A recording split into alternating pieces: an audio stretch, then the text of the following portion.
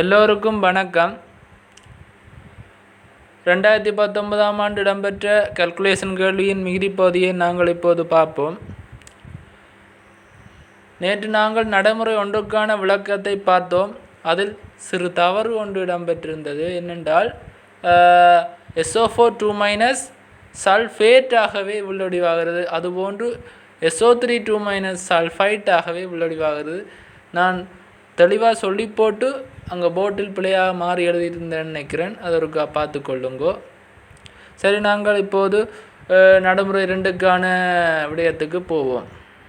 நடைமுறை 2, மாதிரி வையின் 25 centimetre கனத்துடன் மிகையாக ஐதான H2SO4ம் அமிலமாக்கிய 5% KiO3 கரைசல்களும் சேர்க்கப்பட்டன.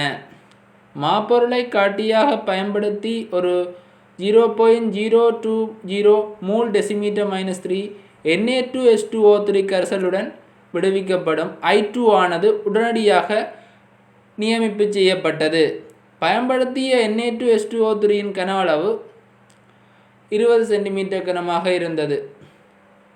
இந்நடைமுறையில் SO3 அயன்கள் வளிமண்டலத்துக்கு வெளியேறாமல் sulphate அயன்களாக ஒட்சியேற்றப்படுகின்றன என கொள்க. இந்த நடைமுறையை பார்த்து எங்களுக்கு என்ன விளங்குதுண்டா, இது நாங்கள் ஏற்கனவே இந்த கேள்வியை நாங்கள் ஒரு மேலோட்டமாக நான் பார்க்க வேணும்னு சொன்னேன்டா. அதுண்டா ஒரு கல்குலேஷன் கேள்விண்டா அங்கே முக்கியமாக இருக்கிறது தாக்கம், அதோட கணிப்பு. இப்போ தாக்கம் என்ன நடக்குதுன்னு தெரிகிறது தான் இந்த கல்குலேஷன் கேள்வின்ற ஒரு முக்கியமான ஒரு விஷயம். அந்த வகையில் பார்த்தோம்னா நேற்று நாங்கள் பார்த்துட்டோம், சல்ஃபேட் அயன் பார்த்துட்டோம். இதில் ஒரு பிராக்கெட்டுக்கு ஒரு விஷயம் மட்டும் சொல்லி கிடக்கு பேர். சல்ஃபைட் அயன் நாங்கள் அமிலத்தை ஆட் பண்ணினா SO2 மாறி போடும். அதை SO2 மாறி வளிமண்டலத்துக்கு ஆவியாக போயிடும். அது அப்படி நடக்கவில்லை என்று பிராக்கெட்டுக்கு சொல்லியிருக்கிறான். அதை வச்சுக்கொண்டு இது நாங்கள் சல்ஃபைட் அயனுக்குண்டு நாங்கள் முடிவெடுக்கலாம். இல்லாட்டி நாங்கள் நார்மலாக மேலோட்டமாக பார்த்தோம்டா இந்த கேள்வியை சல்ஃபேட்டுக்கு மேலே நடைமுறை உண்டு. அடுத்த கேள்வியில் சொல்லியிருக்க விஷயத்தை நைஸாக பார்த்துட்டோம்டா அது நைட்ரேட்டுக்குண்டு எங்களுக்கு விளங்கிடும். ஆகவே சல்ஃபைட்டுக்கு தான் சொல்லியிருக்குன்னு நாங்கள் இலகுவாக கெஸ் பண்ணலாம். இப்போ பாத்தியன்றாடா சொன்ன தரவை வச்சுக்கொண்டு நாங்கள் என்ன தாக்கம் இங்கே நடக்குதுன்னு உள்வாங்க வேணும். முதல் சொன்ன தரவத்தில் பாத்தியண்டா ஐதான மிகையாக என்று சொல்கிற என்னென்னா எக்ஸஸ்ஸா அதிக அளவுக்கு அதிகமாக. இது கன்சன்ட்ரேட்டட் சல்ஃபூரிக் அமிலம் இல்லை, ஐதான சல்ஃபூரிக் அமிலம் தான்.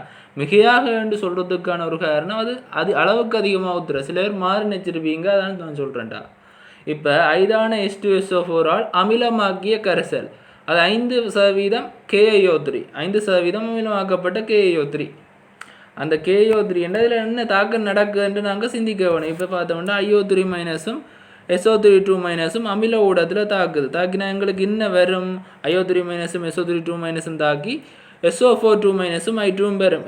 இந்த தாக்கத்தை நாங்கள் சமப்படுத்தினோம்டாடா எங்களுக்கு அடுத்த ஸ்டெப்புக்கு போக இலகுவாக இருக்கும். இப்போ நாங்கள் ஒண்டாக வாசித்து என்ன தாக்கம் ஒவ்வொரு ஸ்டெப்லேயும் சொல்லி கொண்டு போகிறோன்னா அதை டக்குன்னு ஒரு ரஃப்பாக ஒரு சீட்டில் எழுதி கொண்டு போனோம்டா சிம்பிளாக இருக்கும். ஏன் ரஃப்பாக எழுதுகிறேன் எக்ஸாம் பேப்பரில் எழுதி கொண்டு போனீங்கன்னா டைம் மிச்சமாக இருக்கும். ஒழுங்கான கேள்வி தெரியுமெண்டா அதை அப்படியே எழுதி கொண்டு போ, அப்படியே டைம் மேனேஜ்மெண்ட் ஆகி கொண்டு போவோம். இப்போ இன்னொரு சீட்டில் எழுதி இப்போ இந்த மீனா கட்டிக்கண்டா அது கூட எல்லாம் அங்கே ஸ்டெப் பேக்குன்னு சொல்லிடுவான்டா.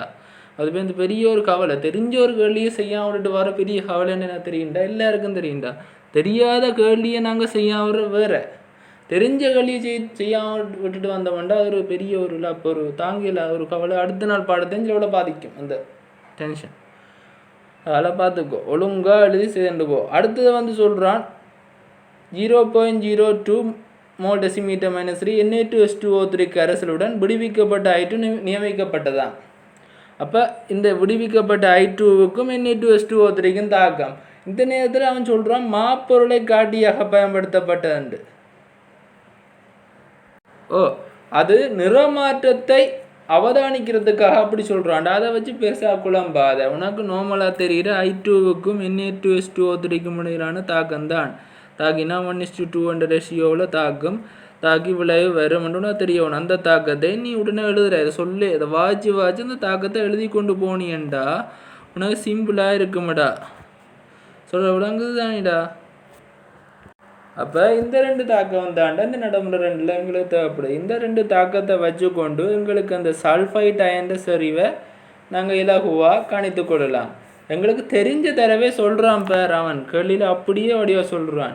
இவ்வளவு Na2H2O3 தேவைப்பட்டான்னு சொல்கிறான். அப்போ அதை வச்சுக்கொண்டு தேவைப்பட்ட Na2H2O3ன்ற அளவை நாங்கள் துணியலாமல்லோடா.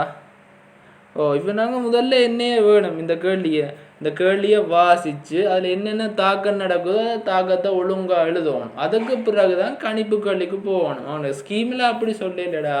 ஸ்கீமில் அவன்கிட்ட நான் காட்டுறேன், ஒன்றுக்கும் தனித்தனியாக தாக்கம் எழுதி போட்டு ஒரு நடைமுறைக்கும் அது கீழே நேற்று நான் சொன்ன மாதிரி ஒன்றுக்கும் தனித்தனியாக கால்குலேஷன் சொல்லி வச்சிருக்கிறான். இது நான் சொல்கிறேன்டா, ஒவ்வொரு நடைமுறைக்கும் தனித்தனியாக நீ அதுக்குள்ளேயே அந்த நடைமுறைக்கு தாக்கத்தையும் எழுதி கேள்வி அது கணிப்பையும் சேர்ந்து போனியண்டா உனக்கும் விளங்கும், பார்க்குற ஆளுக்கும் விளங்கும், திருத்துற ஆளுக்கும் விளங்கும். அதுக்காண்டி தான் இப்படி சொல்கிறேன். நான் விளங்குமான்னு நினைக்கிறேன்.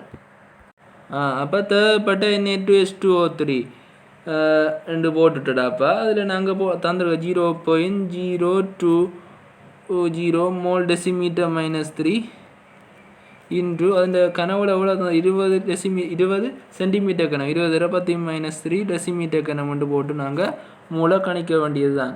இப்போ நீ Na2H2O3 இந்த மூல் கணிச்சிருவ. இதை வச்சு கொண்டு நீ எதுன்ற மூல் கணிக்க வேணும்னு சொல்லுவா. அப்போ I2ன்ற மூல் நீ கணிக்க வேணும். அப்போ I2வுக்கும் Na2H2O3க்கும் இடையிலான மூல் ரேஷியோ 1:2. ஸோ விடுவிக்கப்பட்ட I2வின் மூல் 10⁻⁻⁴ இருக்கும். Na2H2O3 மூல் வந்து 4⁻⁻⁴ இவற்ற மூல் வந்து 2⁻⁻⁴ இருக்கும். அடுத்ததாக நாங்கள் அதை வச்சுக்கொண்டு அடுத்ததாக்கம் மேலே இருக்கிற தாக்கம் இதில் நாங்கள் தொடர்படுத்தி கணிக்கும் போது SO2 I2க்கும் ரேஷியோ 5:1. ஸோ அதை வச்சுக்கொண்டு SO3 மூல் வந்து 10⁻⁻⁴ இருக்கும். அதாவது 1⁻10⁻³ இருக்கும். ஸோ வையில் உள்ள SO3 செறிவை நாங்கள் அவ்வாறு காணலாம். அதன் கனவளவு 25 சென்டிமீட்டர் கனம். ஸோ அதை வச்சு நாங்கள் பிரதியிட்டு கண்டா 0.04 மோல் டெசிமீட்டர் -3 என்று எங்களுக்கு SO3 செறிவு வரும்.